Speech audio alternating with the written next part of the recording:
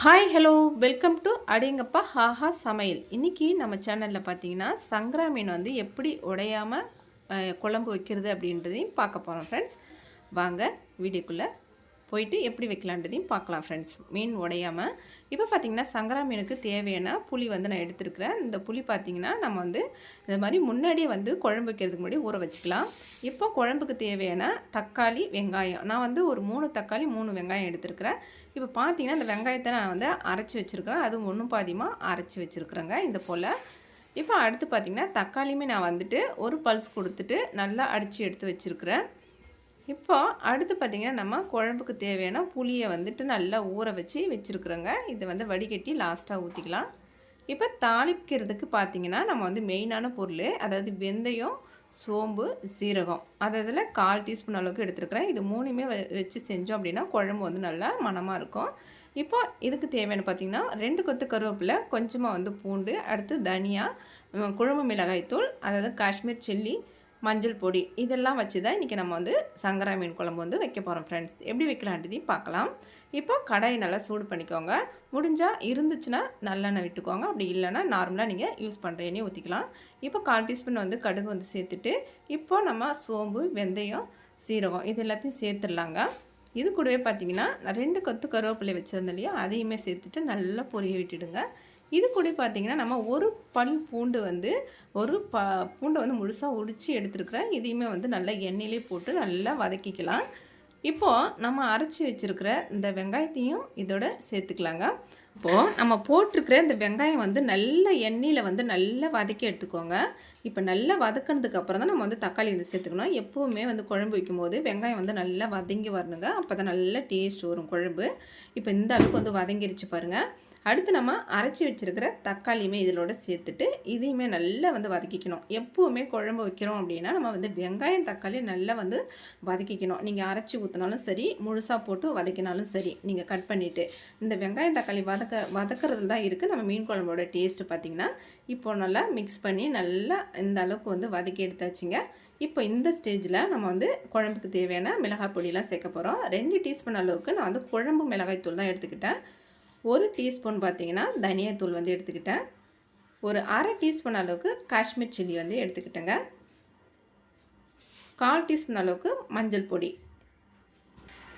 இப்போ நம்ம போட்டிருக்கிற இந்த மிளகாய் பொடி எல்லாமே வந்து இந்த எண்ணெயிலே நல்லா வந்து வதக்கிக்கலாங்க. நம்ம எந்த அளவுக்கு வந்து நம்ம வதக்குறோமோ அந்த அளவுக்கு நம்மளோட குழம்பு வந்து நல்லா ருசியாக இருக்கும்.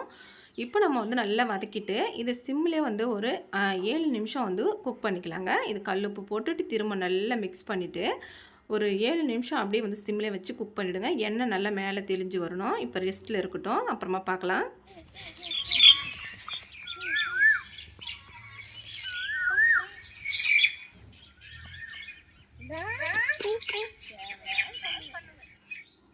இப்போ ஓப்பன் பண்ணி பார்க்கலாங்க.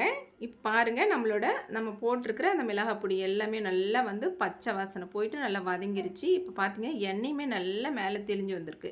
இது கரெக்டான பக்குவம். இடையில நீங்கள் வந்து மிக்ஸ் பண்ணி விடுங்க. இந்த மாதிரி அடிப்பிடிக்கிறதுக்கு வாய்ப்பு இருக்குது.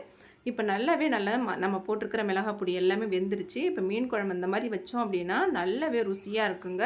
2-3 நாளைக்கு வச்சுன்னு சாப்பிட்லாம். அவ்வளோ ஒரு வாசனையாக இருக்கும். இப்போ பார்த்தீங்கன்னா நம்ம புளியை வந்து கரைச்சி வச்சுருக்குறோம். அதை வந்து ஊற்றிக்கலாம். நான் வந்து 1 கப் அளவுக்கு புளி வந்து கரைச்சி வச்சுருக்கிறேன். இப்போ இது கூடவே 1 கப் அளவுக்கு தண்ணி வந்து ஊற்றிக்கிறேங்க. இதை வந்து ஊற்றிட்டு நல்லா மிக்ஸ் பண்ணிவிட்டு உப்பு, காரம், புளிப்பு இது எல்லாமும் கரெக்டாக இருக்கான்னு ஒரு முறை செக் பண்ணி பார்த்துக்கோங்க. அப்படி ஏதாவது குறைவாக இருக்குது அப்படின்னா நீங்கள் வந்து அதிலே தெரிஞ்சுக்கலாம் எதாவது கம்மியாக இருக்குன்னு சொல்லிட்டு. இப்போ வந்து உப்பு கம்மியாக இருக்குது எனக்கு. இதில் வந்து உப்பு வந்து சேர்த்துட்டு நல்லா வந்து கொஞ்சமாக வந்து தண்ணி வந்து சேர்த்துக்கிறேங்க. இப்போ இது நல்லா வந்து நம்ம கொதிக்க வைக்கணும். இது பார்த்திங்கன்னா ஒரு 1/4 மணி நேரம் நல்லா கொதிக்க வச்சுக்கிறோம். மூடி போட்டுக்கிறோங்க. அப்படியே ரெஸ்ட்டில் இருக்கட்டும், நம்ம அப்புறமா பார்க்கலாம்.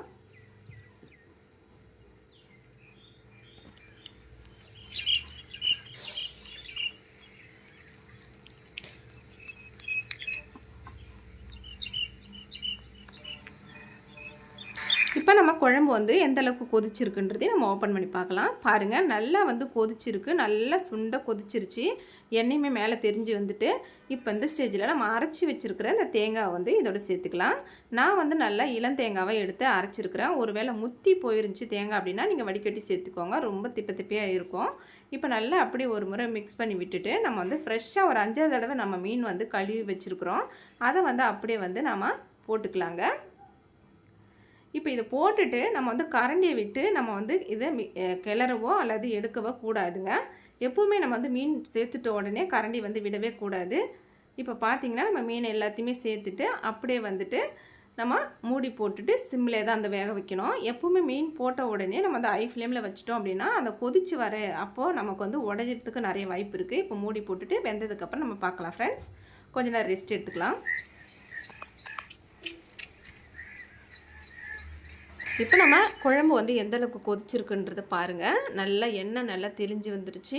அதனால் குழம்புமே நல்லா திக்காக இருக்குது. நம்ம மீன் பார்த்திங்கன்னா அப்படி வந்து கொஞ்சம் கூட வந்து உடையவே இல்லை. சூப்பராக வந்து வந்திருக்கு.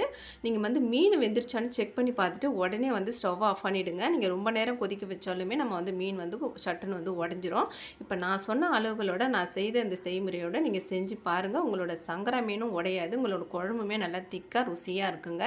கண்டிப்பாக வந்து ட்ரை பண்ணி பாருங்கள். எப்படி தான் வச்சாலும் தண்ணியாக இருக்குது அப்படின்னு சொன்னீங்கன்னா இதே மெத்தடில் நீங்கள் வந்து செஞ்சு பாருங்கள். எப்போவுமே மீன் குழம்பு வச்சோம் அப்படின்னா வெங்காயம் தக்காளி நல்லா வந்து வதக்கி எடுத்துக்கோங்க. இப்போ பார்த்தீங்கன்னா நம்ம வந்து வாணல்லே வந்து குழம்பு வந்து எப்போவுமே வைக்கக்கூடாது. அப்படி வச்சோம் அப்படின்னா நமக்கு வந்து பார்த்திங்கன்னா ஒரு நாள் கழித்து மறுநாள் பார்த்திங்கன்னா அந்த குழம்பு வந்து நல்லா பொரிய பபிள்ஸ் மாதிரி இருக்கும். அந்த மாதிரி இருக்கையில் நம்ம ஒரு பாத்திரத்தில் செப்பரேட்டாக ஊற்றி வச்சிட்டோம் அப்படின்னா நம்ம வந்து ஈஸியாக வந்து எடுத்து சாப்பிட்டுக்கலாம். அதுவுமே குழம்புமே நல்லா ருசியாக இருக்கும். இப்போ இது போல் வந்து நம்ம பாத்திரத்தில் வந்து உடனே மாற்றிக்கணும். இந்த குழம்பு வந்து உங்களுக்கு கண்டிப்பாக வந்து சங்கரா மீன் குழம்பு பிடிச்சிருக்கும். பிடிச்சிருந்தா கமெண்ட் பாக்ஸில் உங்களோட கருத்தை சொல்லுங்கள் ஃப்ரெண்ட்ஸ். நன்றி. பாய்.